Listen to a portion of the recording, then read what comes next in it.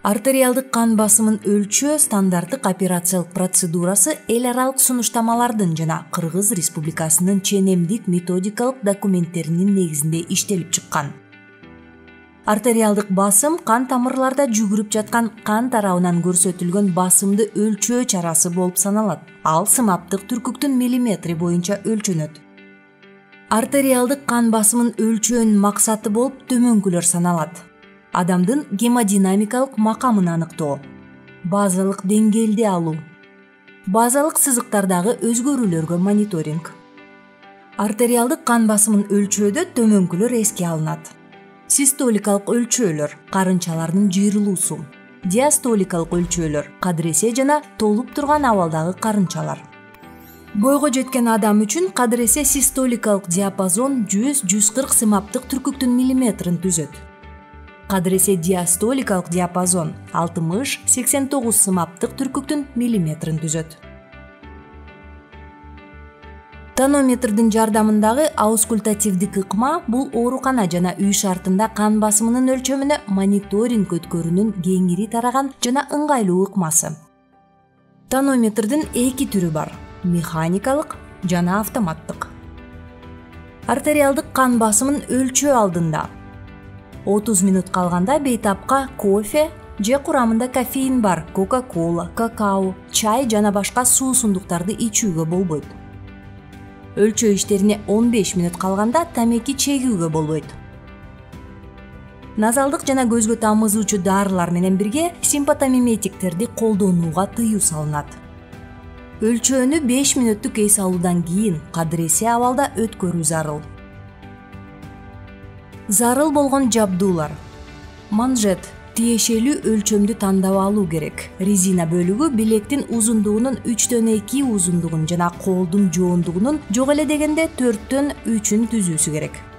Тонометрди жылына бир жолу текшерип коюу шарт. Ал эми өлчөө иштеринин алдында тонометрдин жебелери нөлдү көрсөткүдөй болсун.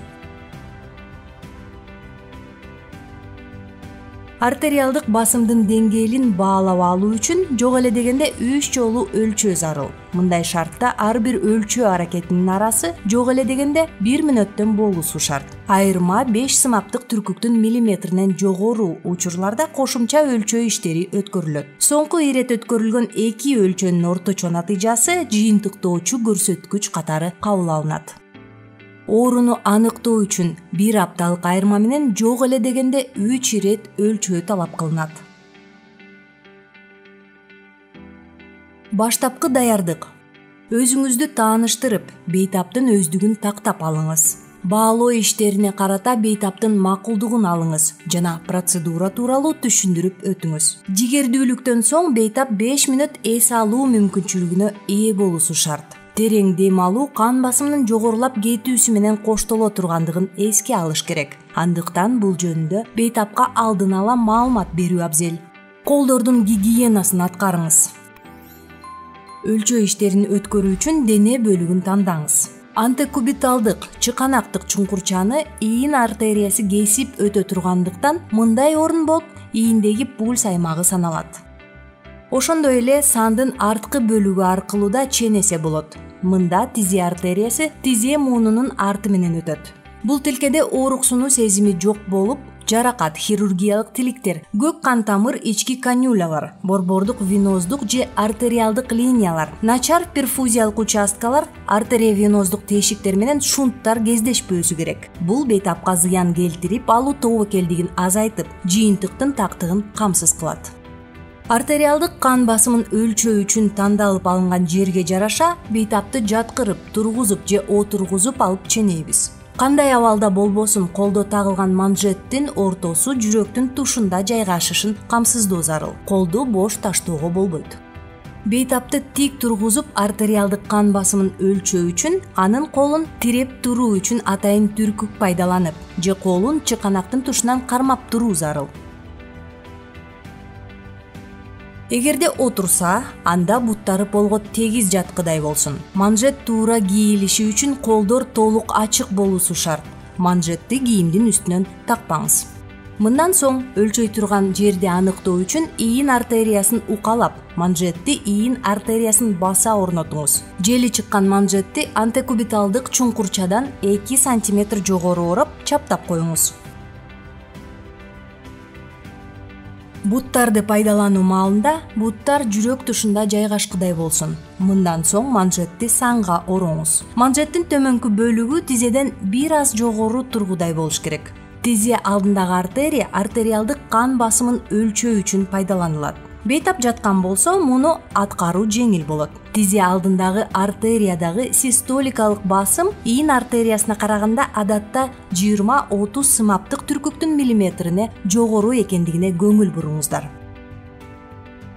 Манжетти үйлөтүп, пульсация билинбей калгыча кармаңыз. Манжетти түшүрүп 1-2 мүнөт күтүңүз. Стетофонендоскоптун мембранасы чыканак бүгүмүнүн тушундагы ийин артериясынын проекциясындагы манжеттин төмөнкү четине жайгашкыдай болсун. Көп күч жумшалбастан териге азын-оолак кысылат. Артериалдык кан басымын тыңшоо. Пальпациялануучу систоликалык артериалдык кан басымынан жогору 20 сымаптык түркүктүн миллиметрине чейин абаны үйлөтүп алыңыздар. Басымды акырындык менен секундасына 2-3 сымаптык түркүктүн миллиметрине түшкүдөй кылып кое бере баштаңыз.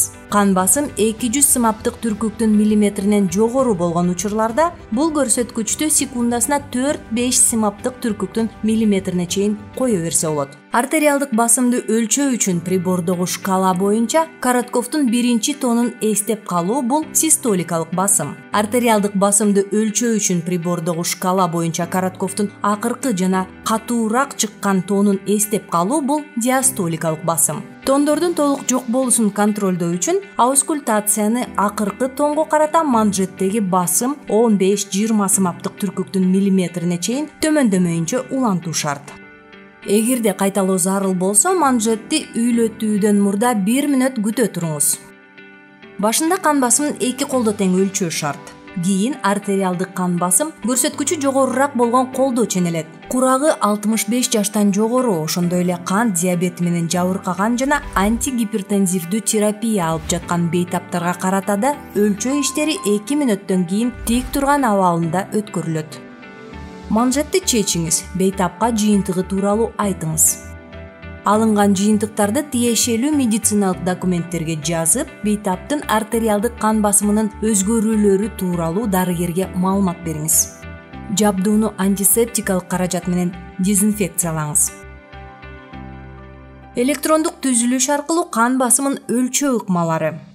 Манжет кийгизүүдөн мурда ийинди бошотуп алуу зарыл. Башкача айтканда, булчуңду кысып калбашы үчүн үстүңкү кийимдин жеңин түрүп же чечип салуу абзел. Эң жакшы вариант бул артериалдык кан басымы боюнча колдун экөөнө тең мониторинг өткөрүү.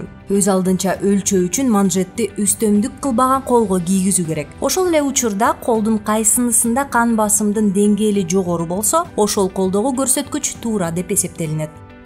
Колду түз жерге коюш керек. Мисалы столдун үстүнө же креслонун чыканак таяп отуруучу жерине. Ошол эле учурда колдун чыканактан алаканга чейинки бөлүгү эмеректин үстүндө жайгашып, ал эми алакан жана манжалар эркин болуусу кажет.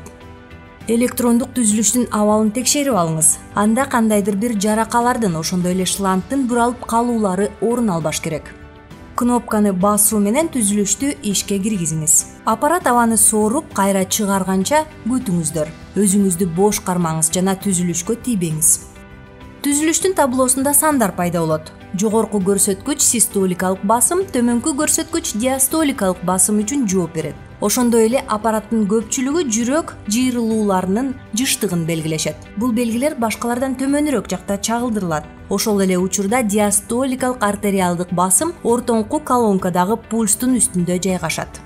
Баскыч аркылуу түзүлүштү өчүрүңүз да толук өчкөнчө күтө туруңуз. Манжетти ийинден алып салыңыз. Диагностика аяктады. Автоматтык түрдө иштеген тонометр абдан ыңгайлуу жана ар бир гипертониктин үйүндө болуусу зарыл. Тонометр жана стетофонендоскопту дезинфекциялоо тартиби. Салфетканы алыңыз. Аны 70% этил спиртине малыңыз. Спиртке малынган салфетка менен манометрди, резина түтүкчөлөрдү, грушаны, андан соң тонометрдин манжетин, ошондой эле стетофонендоскопту сүртүп чыгыңыз.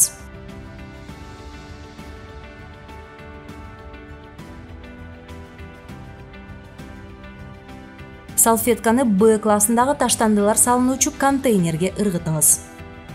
Прибордун үстүңкү кыртышындагы спирт толук кургаганча күтүңүз. Спирт кургагандан кийин приборду андан ары пайдаланууга болот.